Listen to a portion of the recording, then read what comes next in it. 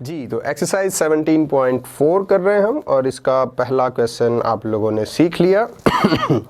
पहला और थर्ड ये दोनों बिल्कुल एक ही जैसे हैं, इसलिए थर्ड के बारे में मतलब कुछ खास बताने की भी नहीं है। आप उसी तरह पहले एक ट्रायंगल बनाइए और उसके बाद बाकी जितने भी पॉइंट्स हैं हमने ये कंस्ट्रक्ट किए थे वो सारे बिल्कुल सेम है, डाल दीजिएगा। लेकिन जो दूसरा क्वेश्चन है वो थोड़ा सा चेंज है, उसकी स्टेटमेंट थोड़ी सी चेंज है, अदरवाइज वो बल्कि पहले और तीसरे से भी ज़्यादा आसान है।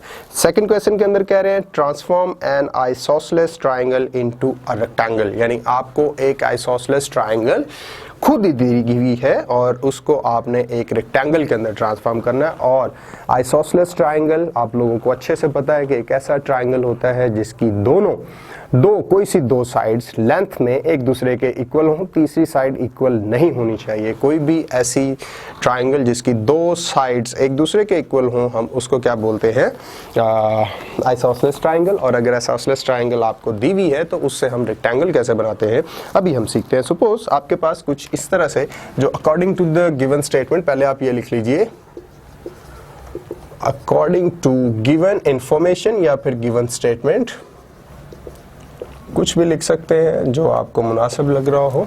आप पहले एक बना लीजिए आइसोसेलेस ट्राइंगल। मैंने ये पॉइंट लिया, पॉइंट ए से बी की जितनी लेंथ है उतनी लेंथ मैंने ले ली ए से सी तक की। ये अब बी और सी को ज्वाइन किया तो मेरे पास एक A B C isosceles triangle आ गया। ये उन्होंने खुद ही हमें बताया है कि एक आइसोसेलेस ट्राइंगल होनी चाहिए। तो पहले स्टेप के अंदर आप यही लिखेंगे, सबसे फर्स्ट स्टेप जो होगा steps of construction.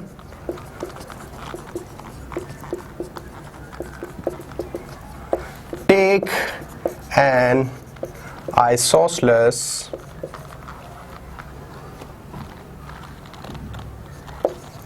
Triangle ABC, triangle ABC वो आपने ले ली। अच्छा, अब इसके बाद आपने इसको क्या करना है, ट्रांसफॉर्म करना है इनटू अ रेक्टेंगल। तो रेक्टेंगल के अंदर ट्रांसफॉर्म करना अभी हमने पहले वीडियो के अंदर सीखा, यानी इसका जो पहला क्वेश्चन है उसके अंदर। तो आप सबसे पहले क्या करेंगे, एक BC के इक्वल, BC के एक्चुअली पैरेलल एक लाइन लीजिए जिसको BC के ऑपोजिट जो वर्टेक्स है उससे वो पास कर रहा हो। तो मैं बिल्कुल अगर इसके पैरेलल एक लाइन लेता हूं तो वो कुछ इस तरह से होगी मेरे पास। वो मैं ले लेता हूं कुछ N A और Q ले लेता हूं, NAQ।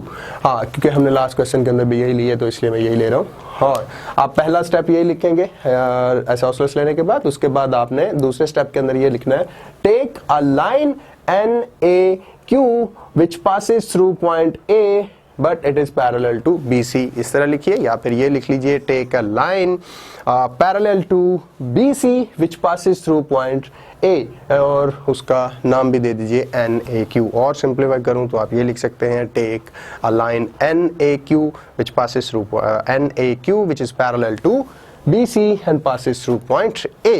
ये हमने लिखे हुए हैं पहले। और उसके बाद आपने क्या करना है, BC का एक राइट बाइसेक्टर लेना है जैसे अभी हमने लिया था। तो अगर इस पॉइंट के ऊपर रखेंगे राइट बाइसेक्टर के लिए एंडिंग पॉइंट दोनों के ऊपर आपने कॉम्पस को रखना होता है। खैर, पॉइंट B के ऊपर रख के एक आर्क ड्रा कर लीजिए, ये और एक नीचे भी। इसी तरह एक पॉइंट C के ऊपर रखने के बाद एक आर्क ड्रा कर लीजिए, तो वो कुछ ये वाली आएगी और ये वाली आएगी। तो इनका राइट बाइसेक्टर जो होगा वो कुछ ये बन रहा है। और इसी राइट बाइसेक्टर को आप ऊपर तक ले जाइए, पॉइंट ऊपर तक ले जाइए, कहां तक, NAQ तक। तो ये आपके पास जो राइट बाइसेक्टर बना था उसने BC को कट किया पॉइंट T के ऊपर और NAQ को कट कर रही है पॉइंट A के ऊपर ही। आइसोसेलेस ट्राइंगल थी, इसीलिए ये इसी पॉइंट के ऊपर ही उसका राइट बाइसेक्टर बनेगा। ठीक है, अब नेक्स्ट स्टेप के अंदर आप लिखेंगे taking a right bisector of BC which cuts BC at point T and NAQ at point A।